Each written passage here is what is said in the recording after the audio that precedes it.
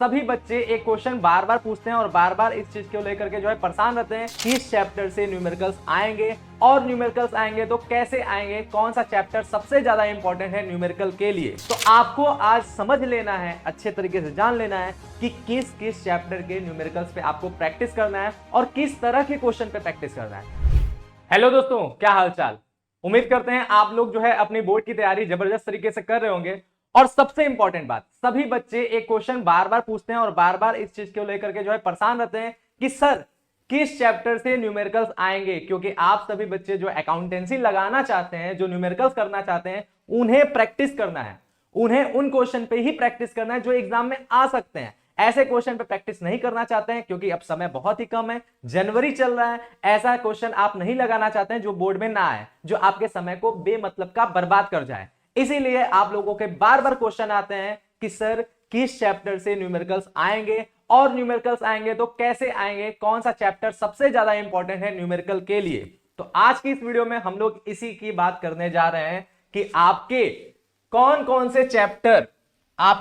कौन से चैप्टर जो है वो न्यूमेरिकल्स के लिए जो है बहुत ज्यादा जरूरी है, यानी किन किन चैप्टर से कौन कौन से न्यूमेरिकल्स आ सकते हैं। तो हम इसे दो सेक्शन में बांटे हुए हैं, बिहार बोर्ड के लिए और यूपी बोर्ड के लिए। लेकिन ऐसा नहीं कि अन्य बोर्ड वाले इस बात को नहीं समझ सकते हैं। बिहार बोर्ड के जो क्वेश्चंस हैं वैसे ही क्वेश्चन अन्य उन सब बोर्ड्स में आएंगे जो बोर्ड्स आपके क्या होते हैं जिसमें थोड़े शॉर्ट क्वेश्चन पूछते हैं, जैसे एमपी बोर्ड हुआ, जीएसटी यानी झारखंड का बोर्ड हुआ, और इस प्रकार के बोर्ड जो हैं उनमें क्या होते हैं शॉर्ट क्वेश्चंस ही पूछे जाते हैं। तो बिहार बोर्ड वाले उनके लिए भी इंपॉर्टेंट है। और इसी के साथ साथ जो यूपी बोर्ड के हम बताने वाले हैं वो क्वेश्चंस आपके अन्य बोर्ड में भी आएंगे जहां पर लॉन्ग लॉन्ग क्वेश्चन पूछे जा सकते हैं, जैसे कि राजस्थान बोर्ड हुआ, हरियाणा बोर्ड हुआ। इस प्रकार के जो बोर्ड हैं जहां पर लॉन्ग लॉन्ग क्वेश्चन पूछे जाते हैं वो आ जाते हैं यूपी बोर्ड के तौर पर। ठीक है, तो आपको आज समझ लेना है, अच्छे तरीके से जान लेना है कि किस किस चैप्टर के न्यूमेरिकल्स पे आपको प्रैक्टिस करना है और किस तरह के क्वेश्चन पे प्रैक्टिस करना है, यानी लॉन्ग क्वेश्चन पे प्रैक्टिस करना है कि शॉर्ट क्वेश्चन में प्रैक्टिस करना है। ये बातों को आपको समझना है। तो चलो भाई, सबसे पहली बात करते हैं हम लोग किसके लिए, बिहार बोर्ड के स्टूडेंट्स के लिए। जिन बिहार बोर्ड के बच्चों को 2025 में यानी इस साल बोर्ड देना है तो उन्हें किस तरह के चैप्टर्स पे प्रैक्टिस करना है और किस तरह के क्वेश्चन पे प्रैक्टिस करना है। क्योंकि इस बोर्ड में ज्यादातर शॉर्ट क्वेश्चन आता है, बहुत ही लॉन्ग क्वेश्चन नहीं आता है, सिंपल ही क्वेश्चन आते हैं, ज्यादा टफ क्वेश्चन नहीं आता। अगर आप थोड़ा सा प्रैक्टिस कर लेते हैं, अच्छे तरीके से न्यूमेरिकल्स को देख लेते हैं तो आप बहुत ही बढ़िया तरीके से सारे के सारे न्यूमेरिकल्स लगा पाएंगे। क्या क्या आता है तो देखिए, सबसे पहला जो चैप्टर है अलाभकारी संस्थाओं के लेखे, इसके न्यूमेरिकल्स आने के मिनिमम चांस है। ठीक है, इसके आने के क्या है, मिनिमम चांस है, और जब भी आएगा तो शॉर्ट क्वेश्चन ही आएगा। ठीक है, मिनिमम चांस है, लेकिन आएगा तो कैसा आएगा, शॉर्ट क्वेश्चन। ठीक है, अगर आएगा तो कैसा क्वेश्चन आएगा, शॉर्ट क्वेश्चन। मतलब शॉर्ट क्वेश्चन का मतलब समझ रहे हैं ना, मतलब कि एक तरह से समझ लीजिए जैसे कि किसी एक टॉपिक के बारे में डिटेल करना हो, जैसे सब्सक्रिप्शन क्या है, उसका कैसे ट्रीटमेंट होता है, उसके बारे में किसी एक टॉपिक को लेकर के बात होगा। इस प्रकार के क्वेश्चंस ही आएंगे। या फिर रिसिप्शन पेमेंट अकाउंट केवल बनाने के लिए आ गया, या केवल जो है इनकम एंड एक्सपेंडिचर बनाने के लिए आ गया। छोटे क्वेश्चन ही आएंगे, बहुत डिटेल से, बहुत लॉन्ग क्वेश्चन नहीं आएगा। तो इसीलिए हम यहाँ पर जो है इसको लिख देते हैं क्या, छोटे क्वेश्चन ही आपको प्रैक्टिस करना है, बहुत लॉन्ग क्वेश्चन आप मत लगाइएगा। ठीक है, क्योंकि बिहार बोर्ड में जनरली छोटे क्वेश्चन ही आते हैं। फिर इसके बाद अगर हम बात करें साझेदारी सामान्य परिचय, साझेदारी खाते सामान्य परिचय, इसमें भी या तो पूंजी खाता बनाने के लिए केवल आ जाएगा, कुछ टॉपिक्स होगा, डायरेक्ट पूंजी खाता बनाना होगा, या फिर आपको जो है direct profit and loss appropriation account आ जाएगा, है ना बात, या तो न्यूनतम लाभ की गारंटी वाला क्वेश्चन आ जाएगा। तो जो भी छोटे छोटे टाइप के क्वेश्चन होंगे ऐसे ही क्वेश्चन इसमें भी आएगा। तो इसके आपको ओवरऑल सारे क्वेश्चन पे प्रैक्टिस कर लेना है, इससे क्वेश्चन आ सकता है। ठीक है, ओवरऑल सारे क्वेश्चन की प्रैक्टिस कर लेना। लेकिन हाँ, इस चैप्टर के भी क्वेश्चन आने के चांसेस जो है ना वो 40 to 50% है, बहुत ज्यादा नहीं है कि आपके ये क्वेश्चन आए। मतलब इसके भी चांसेस थोड़े कम है, इसके भी चांसेस कम है, इसके भी चांसेस कम है। फिर आता है ख्याति। ख्याति से आपके जो है न्यूमेरिकल्स जनरली पूछे जाते हैं। ठीक है, इन तीनों में जो है ये ज्यादा इंपॉर्टेंट है कि इसके क्वेश्चन आपके पूछे जा सकते हैं, आ सकते हैं। ठीक है, तो इसमें भी आपको जो है सभी क्वेश्चंस पे प्रैक्टिस कर लेना है, क्योंकि साथ ख्याति के जो भी क्वेश्चन होते हैं वो क्या होते हैं, वो छोटे ही होते हैं। तो आपको इनके सभी क्वेश्चन पे प्रैक्टिस कर लेना है और इसके पूछे के ज्यादातर चांसेस हैं, यानी 50 से 60% बोले या 60 से 70% है, ख्याति के क्वेश्चन आ सकते हैं। फिर इसके बाद आता है साझेदारी खाते। अब साझेदारी खाते में आपका हुआ जो भी चैप्टर्स हैं, चाहे वो एडमिशन हो, चाहे वो रिटायरमेंट हो, चाहे वो आपका जो है डेथ हो, या फिर आपके विघटन के क्वेश्चन हो, ये सभी के आपके जो है या तो रिवैल्यूएशन अकाउंट या तो रियलाइजेशन अकाउंट, इस प्रकार के छोटे क्वेश्चन ही इसके पूछे जाएंगे। और इन सभी चैप्टर में से एक क्वेश्चन पक्का आएगा। ठीक है, एक क्वेश्चन आने का चांसेस जो है मैक्सिमम है।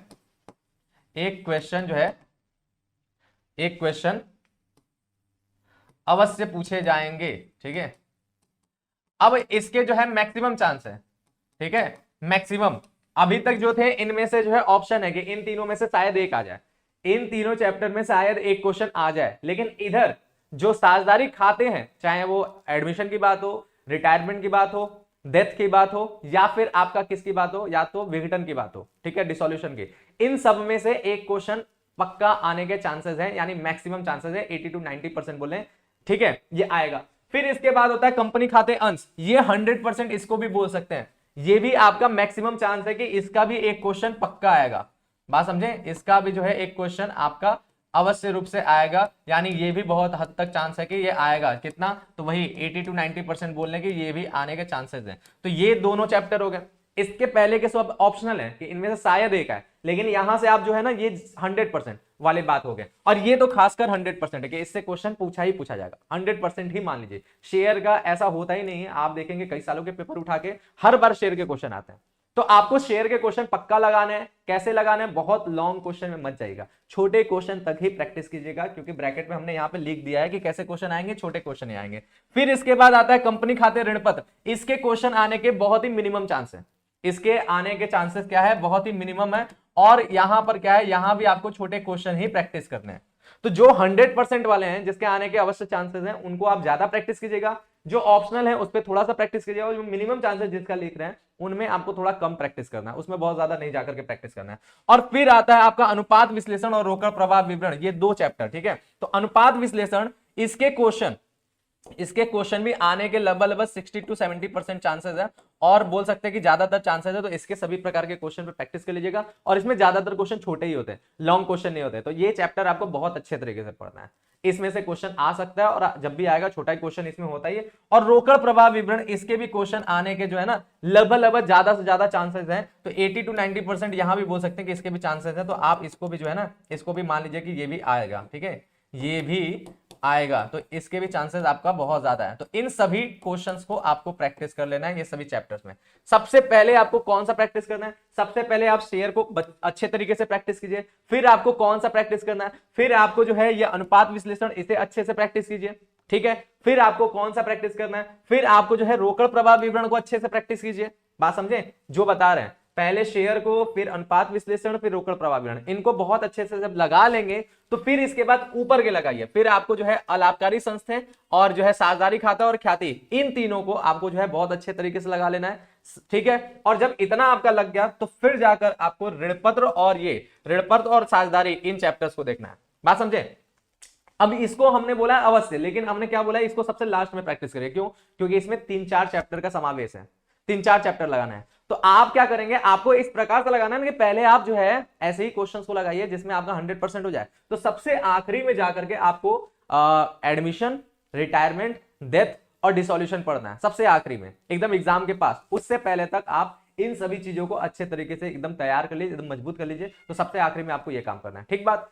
अब बात करते हैं हम लोग यूपी बोर्ड वाले और अन्य जो लोग हैं, उनमें जो है खासकर एकदम फिक्स टाइप का ही होता है कि हर बार लगभग इन्हीं चैप्टर से क्वेश्चन बार बार पूछे जाते हैं। तो फिक्स टाइप का, इनका थोड़ा सा ओपन है, इनका थोड़ा सा आसान है, इनमें ज्यादा नहीं सोचना है। लेकिन हाँ, इनमें यह है कि इनमें जब भी क्वेश्चन आते हैं वो लॉन्ग में ही आते हैं, ज्यादातर बड़े क्वेश्चन ही आते हैं, ठीक है। तो आपको ये देखना पड़ेगा। जैसे अगर सबसे पहली बात करें तो हमारा ये चैप्टर जो है साझेदारी खाते नए साझेदार का प्रवेश, ये लॉन्ग क्वेश्चन है और इसे आने का जो है मैक्सिमम चांसेस है। एक क्वेश्चन इसका जो है ना, ये जो है मैक्सिमम चांस है कि आएगा ही आएगा। बात क्लियर है। फिर अगली हम बात करें तो अगला बात करते हैं साझेदारी खाते अवकाश ग्रहण एवं मृत्यु।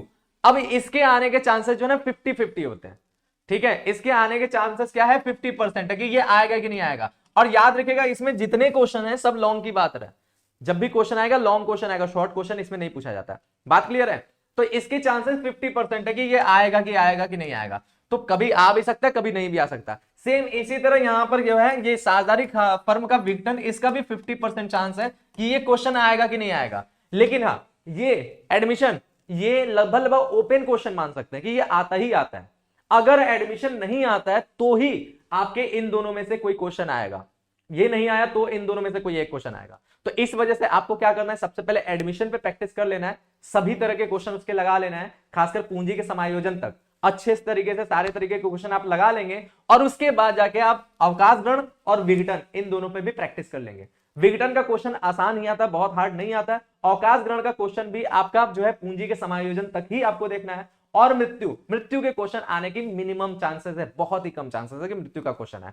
ठीक है बात। अब बात करते हैं कंपनी खाते अंश। ये भी आपका 100% के तौर पे बोल सकते हैं कि इसका एक क्वेश्चन जो है पक्का है, हर साल पूछे जाने वाले ये सब क्वेश्चन है। ठीक है, तो ये भी क्या है, मैक्सिमम चांसेस है। जैसे आपका एडमिशन है उसी तरह आपका ये है, और एडमिशन से भी ज्यादा इंपॉर्टेंट अंश है।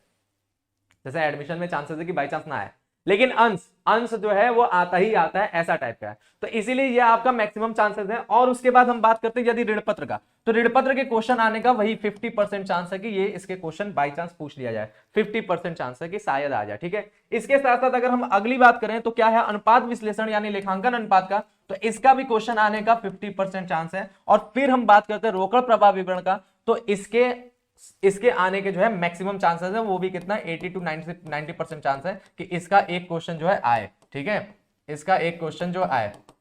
बात क्लियर है। तो आपको कैसे प्रैक्टिस करना है फिर, अब आपको ये पता चल गया कि किस चैप्टर से क्वेश्चन आने के कितने चांसेस है, कौन सा चैप्टर सबसे ज्यादा इंपॉर्टेंट है ना बात। हम चैप्टर बताएं, अभी क्वेश्चन की क्वालिटी नहीं बता रहे हैं। हालांकि इसमें हमने समझा दिया कि पूंजी के समायोजन तक आपको प्रैक्टिस करना है ना बात। तो साझेदारी खाते, नए साझेदार का प्रवेश, इसका पक्का प्रैक्टिस कीजिएगा। कंपनी खाते अंश, इसका पक्का प्रैक्टिस कीजिएगा। अनुपात मतलब कैश फ्लो स्टेटमेंट यानी रोकड़ प्रवाह विवरण, इसका पक्का प्रैक्टिस कीजिएगा। ये सारा प्रैक्टिस कर लीजिए। और उसके साथ साथ एक चैप्टर और है, वो क्या है, उसको हमने यहां पे लिखा नहीं लेकिन फिर भी हम आपको बता दे रहे हैं, वो क्या है, वित्तीय विवरण।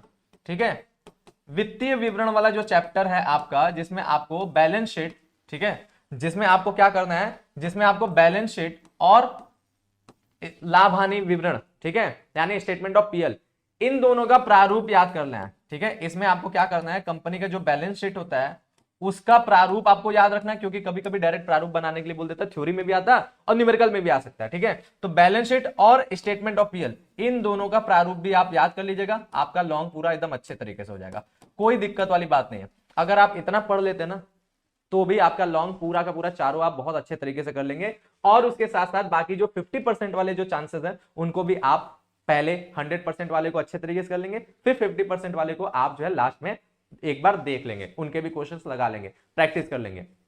और वैसे भी यदि आपने प्रवेश को अच्छे तरीके से पढ़ लिया तो अवकाश ग्रहण भी आपको लगभग आ जाएगा, क्योंकि थोड़े मोड़े ही चेंजेस होते हैं। तो ये हो गए वो चैप्टर्स जो आपके एग्जाम में आ सकते हैं। तो जब भी आपके पास समय बचे, क्योंकि देखिए न्यूमेरिकल्स लगाने पे ना आपको बोरियत नहीं फील होगा, आपको नींद नहीं आएगा। थ्योरी याद करते समय हम लोग को बोरियत हो जाता है, हम लोग को नींद आने लगता है, सोने लगते हैं। लेकिन न्यूमेरिकल्स क्या होता है, न्यूमेरिकल्स आपके दिमाग को हमेशा जला करके रखता है, उसकी चिंगारी को बुझने नहीं देता, नींद नहीं लगता न्यूमेरिकल्स लगाने में। और वो भी न्यूमेरिकल्स, जब न्यूमेरिकल के आंसर आने लगते हैं तो और मजा आता है। तो जब भी आप पढ़ते पढ़ते बोर हो जाएं, याद करते करते बोर हो जाएं, और आपके पास जब भी समय मिले तब आप अपने न्यूमेरिकल्स पे प्रैक्टिस करना स्टार्ट कर दें, है कि नहीं बात। तो इस तरीके से आप अपने बोर्ड की तैयारी को लेकर के जो है आगे बढ़ते रहें। हम लोग मिलेंगे इसी तरह के अगली वीडियो में भी। फिर तब तक के लिए आप लोग अपना ढेर सारा ख्याल रखें, अच्छे तरीके से पढ़ाई करें। मिलते हैं नेक्स्ट वीडियो में, तब तक के लिए थैंक यू, बाय, जय हिंद।